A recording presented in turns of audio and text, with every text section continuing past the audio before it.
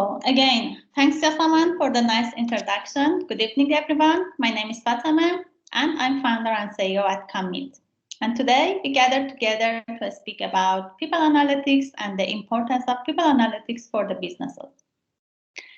At first, I will give you a short introduction about my background, and then we will talk about the concept and definition of people analytics, different stages of people analytics, real business cases and scenarios, people analytics cycle, and at the end, I will give you short information about the structure of the course People Analytics, which we held and start, I think, about 2 weeks.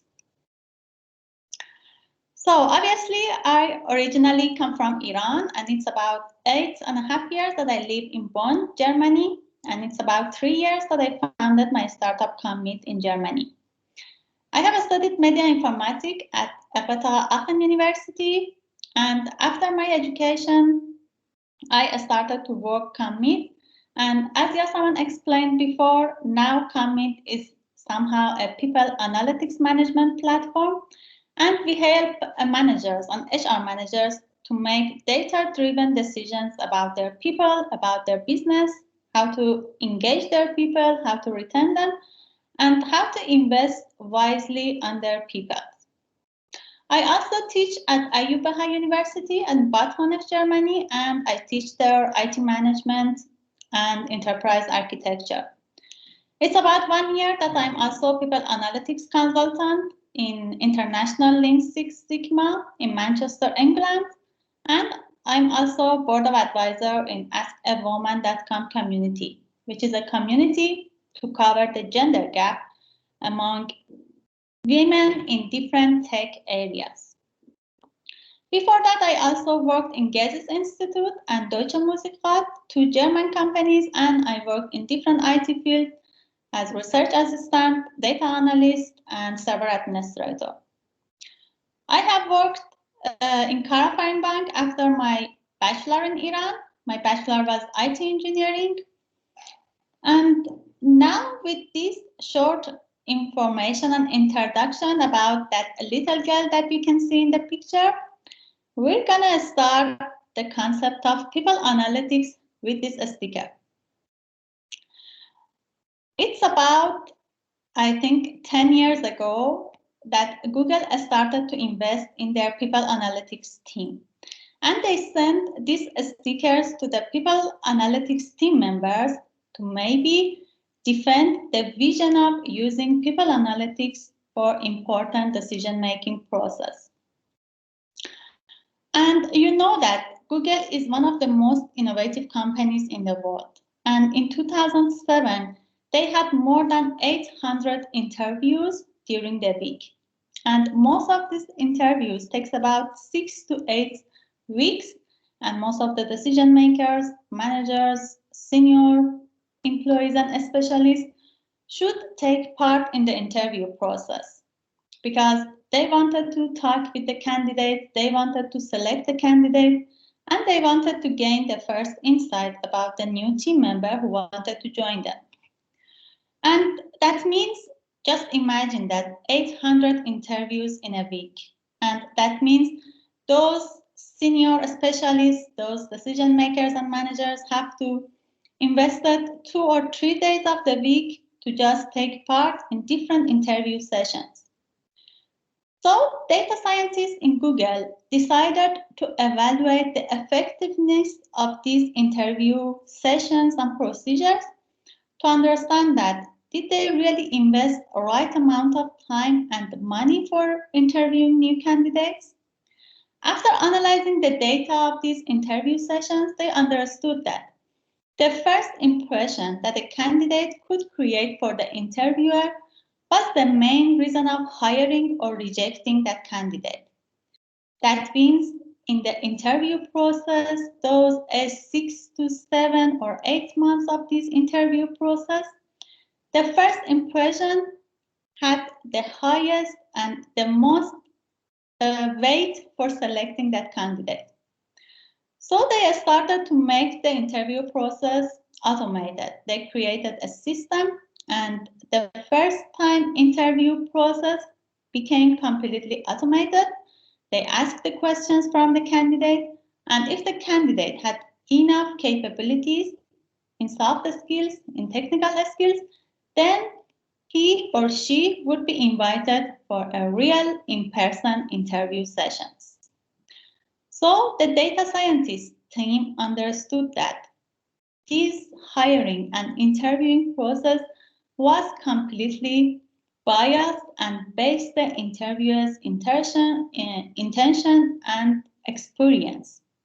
And by using these data analytics, they started to invest more on automation process of people-centric decisions in Google. And I hope that with this introduction about Google, you could gain the first insight about the concept of people analytics, applying data, evidence, and analytics to make people-centric decisions. I'm sure that most of the people believe that people analytics is just about human resource management and HR department. But I think this illustration that I have created for you can give you a better insight about the role of people analytics team in the business. As you can see, people analytics is the intersection of strategy, that means business strategy, people strategy, technology system, that is the combination of data management tools, coding tools like Python, Excel, R, or visualization tools like Power BI and Tableau, RapidMiner, and also statistics, which is the main part of people analytics. For example, correlation, regression, mathematical model, or machine learning. And the last one is behavior science, how to design the surveys, how to design the research, how to design the experimental research in our organization. So people analytics joins these four broad concepts in the organization and creates a new concept that's named people analytics. So people analytics team will be a strategic partner for decision makers to make important people-centric decisions inside the organization. So, you know that data has power. Data is the new oil, data is the new currency. And from that time that HR professionals and decision makers understand the power of data, they can really perform better in the business.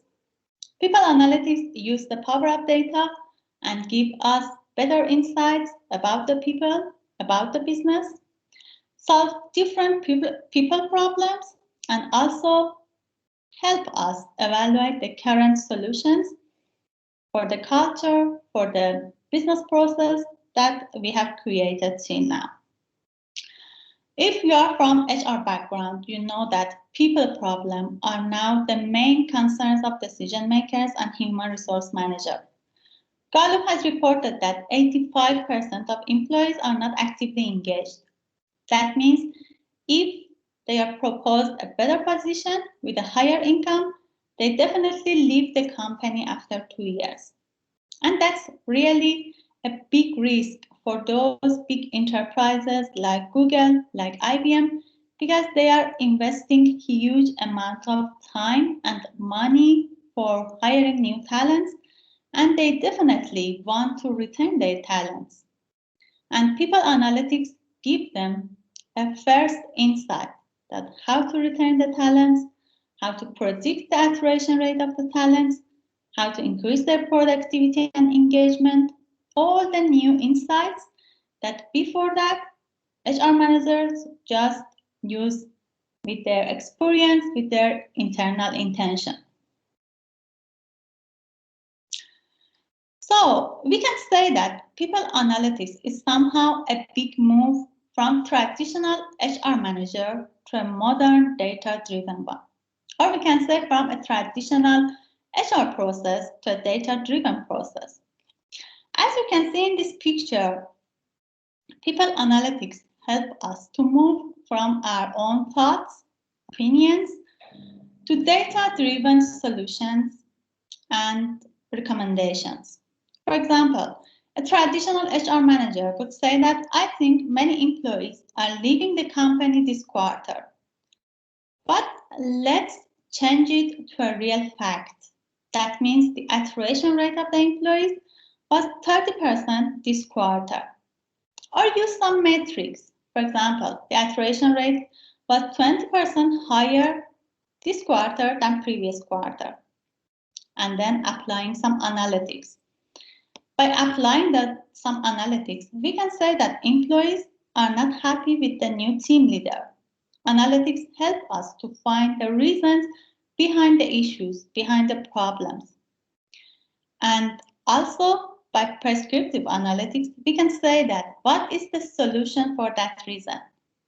Why should people leave the company and how we should return them inside the company? This movement starts from our own thoughts, our own opinions, to the data-driven solution, or we can say data-driven decision-making process. So, people analytics experts help the business owners to make the process of employees' journey data-driven. Because the main reason that companies started to invest in people analytics is that they wanted to evaluate employee lifetime value. How much value each employee creates for us from the time he joins our company till that time he decides to leave. And this employee's journey should be really data-driven. We should gather data about the hiring process, about the interview process, about the onboarding of new employees, about training, engaging, performance management, and also retention of our employees. But you know that all of the employees are not really worth to stay with us because sometimes they have different vision, different mission, or different perspective. So people analytics also help us to find the key performer. Who should really stay in our company? How much should we invest to retain them? And how we can decrease the attrition rate of our key performer. So the main role of people analytics expert is to make the employee journey data-driven, find the bottlenecks, opportunities, and issues among these phases of the employee's journey and improve them with different analytics methods. Because business owners have understand that in business, what has happened in the past is not a guarantee of the future. If we use a kind of satisfaction model for our employees, it would not work next year, in the next 5 years, because we have new people, we have new vision, we have new business strategy, and all of this process is changing rapidly. Technology is changing daily. So we should be prepared for our business process with real data and with real analytics.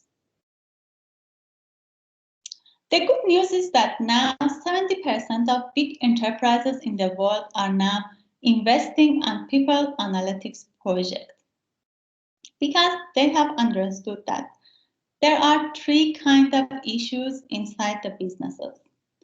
The first group are things that we know. We know that our people are leaving.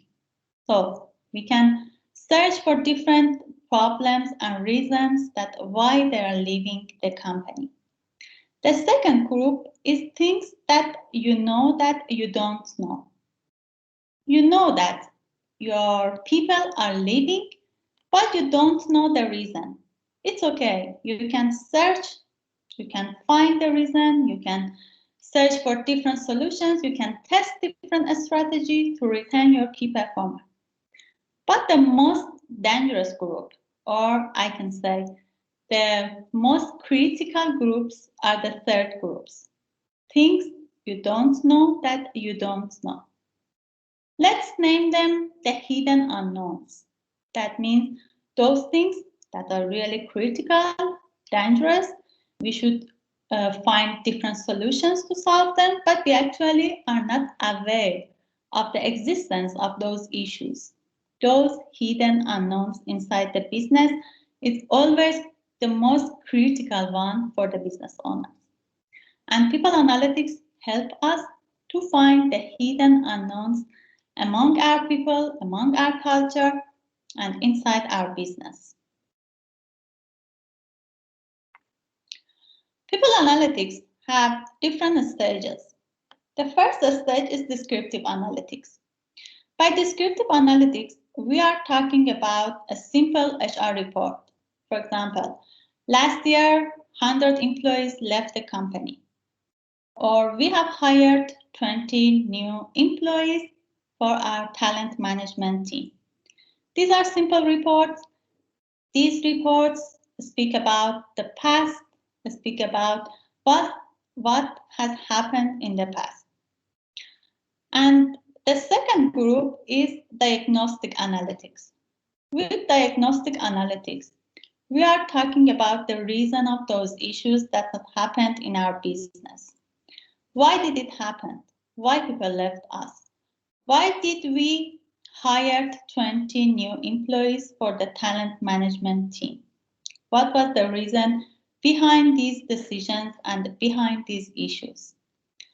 So as you can see in this image, the first two stages are talking about the problems or the issues or the decisions that we have made in our organization. But from the third stage, we are talking about the future. We named it predictive analytics. What will happen if, for example, what will happen if we run a new hiring program in our organization? What will happen if our data scientists leave the company after 2 years? Are we enough ready for these issues? What should we do to prevent the attrition rate, to decrease the attrition rate? These are all the predictive analytics concepts that we can use with different analytics algorithms. For example, we can use different clustering methods, we can use different predictive analytics algorithms like random forest classifier to understand the attrition risk of each segment of employees inside the organization. And the most complex and complicated stages of people analytics is prescriptive analytics. And in prescriptive analytics, we want also find what should we do. We want to find the best solution for the issues that we have predicted in previous phase.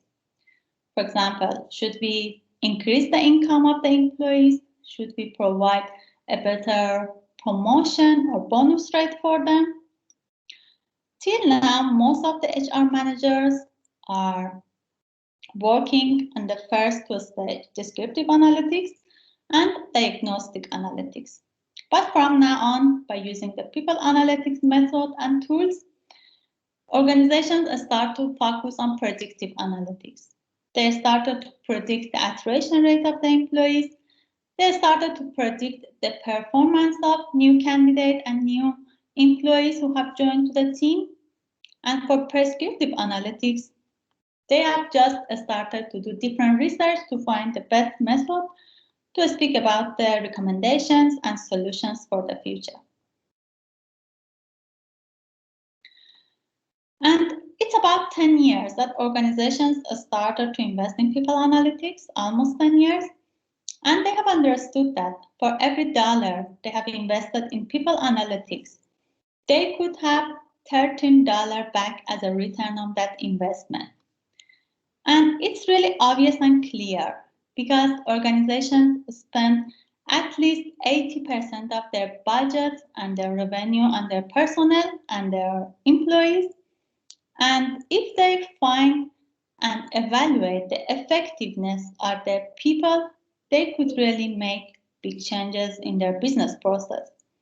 If they understand that, should they invest on hiring new people? Should they invest on returning the current employees? Should they invest on engaging the management team? They could really make higher value. And these are the people analytics typical scenarios. I have mentioned some of them till now, but for example, by people analytics, you can understand which candidate is the best fit for your free positions. Which kind of soft skills or technical skills do they really need? Or you can use people analytics to engage your people, because you know that engagement, satisfaction, and motivation are based on different factors. And by using people analytics, you can exactly find those factors which are mandatory for your people, for your culture. You can also provide personalized training for your team. Instead of spending huge amount of money on different kind of general training, you can make them personalized based on your team's requirement, based on your people's requirement, and you can see the value. It also helps you to predict the employees' turnover and also reduce the turnover of your people. It will help you to manage the performance of your people, and the most important one, to make unbiased decision about your people. Because I'm sure that you have heard most of the people's decision inside the organization are based on the people's or decision makers' intention and experience. So people analytics tries to reduce this bias for people-centric decisions. And one of the interesting scenarios of people analytics is making teams that thrive together and grow together. And for using this scenario, we can use relational analytics. We can use graph analytics. And with this kind of analytics, we shouldn't just use the individual attributes, like, for example, the position, the experience of the candidate, the gender, the age, but we should also think about the connections, the communications of the employees inside the organization. One of the interesting scenarios that I have read about this relational analytics is finding the influencers among the employees. Because you know that most of the time, managers or senior employees or team leaders are not really the main influencer inside the organization. And if you, as the decision maker or as the manager, want to apply a change management process inside the company, you should find those employees who have really a big impact and influence on the mind and behavior of the other employees. And relational analytics exactly help you to find those influencers among the employees, among the teams. So let's talk about a real business case that people analytics gave us hints and solutions. And this business case is about our own experience at ComeMit with a German client, medium-sized German client, who has the attrition rate, a high attrition rate actually. And the manager understood that the attrition rate of the employees started to increase in the last quarter of the year. That means in the last 3 months, employees started to leave the company. And manager thought that the main reason of this attrition rate is workload, because maybe in the last quarter people have a lot to do and they decided to quit. So by applying different data analytics on the historical data and also by running surveys, we understood that workload was not the main issue for attrition rate of those employees. Those employees was not satisfied with the team leader because team leader couldn't manage the tasks and projects. And exactly in the last quarter, she started to push the employees to finish the projects, to do their tasks. And this made a lot of dissatisfaction and demotivation, and also a lot of workload for the employees. So they left the company. Because I'm sure that you have heard people don't leave the company, they leave the bad manager, they leave the bad supervisor. So we propose them to use OKR method or objective and key result to track the progress of their goals instead of focusing on simple task management tools. And after 8 months, we have received good feedback that the manager could really reduce the attrition rate of those employees by managing their tasks from beginning of the year. And these are the people analytics cycle. That means if you want to start your people analytics project, you shouldn't start with gathering data, because I think almost all of the people that I have met think that if they want to start a people analytics project, at first they should gather data. But the first main point or the first main steps is finding the right business question. What is now the main concerns for the business owner? By finding the right business question, you can start to collect and gather data around this problem and issue. Then you would use different descriptive analytics to display the data, find the trends, and using different interpretation method, correlation, and then you can create a model with predictive analytics to tell you what is the issue, what is the solution, and by evaluating that model, you can improve it every day. You can improve it by learning the historical data and updating your algorithm. So the first step in people analytics cycle is finding the right business question. And these are the topics that we will cover in our people analytics course.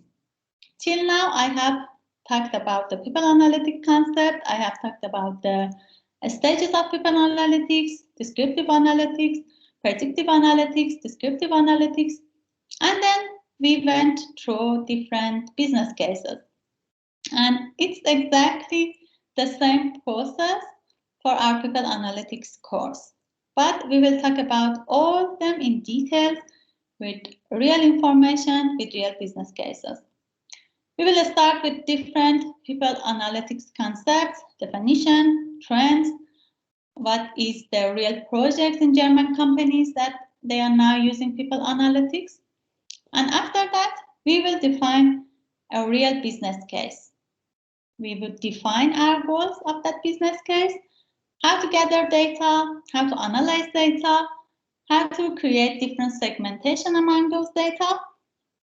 And then we would use different evaluation methods. For example, how to design the survey that can give us real accurate data.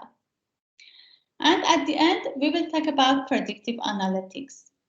And as you might see also on the website, this people analytics course doesn't need any programming background. In ComeMit, we use Python for our data science tasks, but in this course, we would use RapidMiner and also Excel, because we thought that most of the HR managers who are the main target, or decision makers who are the main target for this course, would also work with Excel, which is easier solution for these descriptive analytics tools. And as someone has mentioned, this is our webinar code. For those who are interested to take part in this course, this code is active till end of tonight. So if you wanted to register for the course, you can use this discount code, and I think it's 15% discount on the whole price of the course. So thanks for your attention, and I would be really happy to hear your feedback and questions. You have two questions in the